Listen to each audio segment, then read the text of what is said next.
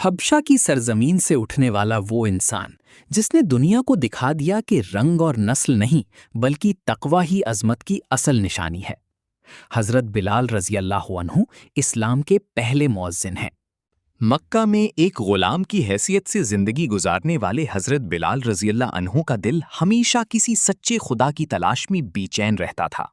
جب حضرت بلال رضی اللہ تعالیٰ عنہ نے نبی کریم صلی اللہ علیہ وسلم کا پیغام سنا تو ان کا دل گواہی دے اٹھا کہ یہی حق ہے، اور انہوں نے خاموشی سے اسلام قبول کر لیا۔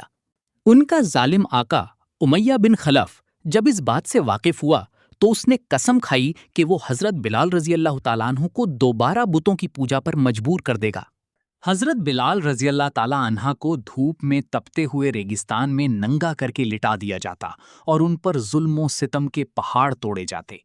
امیہ ان کے سینے پر بھاری بھرکم اور تپتے ہوئے پتھر رکھ دیتا، مگر حضرت بلال رضی اللہ عنہ کی زبان پر صرف ایک ہی لفظ تھا: احد، احد۔ حضرت ابو بکر صدیق رضی اللہ تعالیٰ عنہ نے جب یہ منظر دیکھا تو ان کا دل بھر آیا اور انہوں نے بھاری رقم دے کر حضرت بلال رضی اللہ تعالیٰ عنہ کو آزاد کروا دیا۔ آزادی ملتے ہی حضرت بلال رضی اللہ عنہ نے اپنا سب کچھ نبی صلی اللہ علیہ وسلم کے قدموں میں ڈھیر کر دیا اور ان کے سب سے وفادار ساتھی بن گئے۔ مدینہ ہجرت کے بعد جب اذان کا فیصلہ ہوا تو نبی صلی اللہ علیہ وسلم نے حضرت بلال رضی اللہ عنہ کو حکم دیا کہ وہ آسمان کی طرف آواز بلند کریں۔ حضرت بلال رضی اللہ تعالیٰ عنہ کی پرسوز آواز جب مدینہ کی فضاؤں میں گونجی تو ہر مومن کا دل اللہ کی محبت میں وجد میں آ گیا۔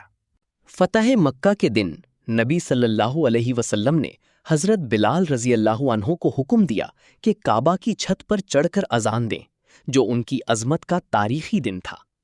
حضرت بلال رضی اللہ عنہ کا عشق رسول صلی اللہ علیہ وسلم ایسا تھا کہ وہ ہر وقت نبی کے سائے کی طرح ان کے ساتھ ساتھ رہتے تھے۔ جب نبی کریم صلی اللہ علیہ وسلم اس دنیا فانی سے پردہ فرما گئے تو حضرت بلال رضی اللہ تعالیٰ عنہ پر غم کا وہ پہاڑ ٹوٹا کہ ان کی دنیا ہی بدل گئی۔ نبی صلی اللہ علیہ وسلم کے وصال کے بعد وہ اذان پوری نہ کر سکے کیونکہ ان کا گلا رندھا جاتا، اس لیے انہوں نے مدینہ چھوڑ کر شام جانے کا فیصلہ کیا۔ برسوں بعد انہوں نے خواب میں نبی صلی اللہ علیہ وسلم کو دیکھا اور ان کے حکم پر دوبارہ مدینہ کی گلیوں میں حاضر ہوئے۔ حضرت حسن اور حسین رضی اللہ تعالیٰ عنہ کی درخواست پر جب حضرت بلال رضی اللہ تعالیٰ عنہ نے دوبارہ اذان دی تو پورا مدینہ ان کی آواز سن کر چیخ اٹھا۔ حضرت بلال رضی اللہ عنہ ہمیشہ باوضو رہتے اور ان کے بارے میں نبی نے فرمایا کہ میں نے جنت میں اپنے آگے بلال کے قدموں کی آہٹ سنی۔ جب حضرت بلال رضی اللہ تعالیٰ عنہ کی وفات کا وقت قریب آیا تو وہ غمزدہ ہونے کے بجائے خوش تھے کہ وہ کل اپنے محبوب نبی صلی اللہ علیہ وسلم سے ملیں گے۔ حضرت بلال رضی اللہ تعالیٰ عنہ کا انتقال ڈمیسکس شام میں ہوا، مگر ان کا نام قیامت تک ہر اذان کے ساتھ زندہ رہے گا۔ حضرت بلال رضی اللہ تعالیٰ عنہ کی زندگی ہمیں یہ سکھاتی ہے کہ ایمان کا تعلق رنگ و نسل سے نہیں بلکہ صرف دل کی سچائی اور وفا سے ہے۔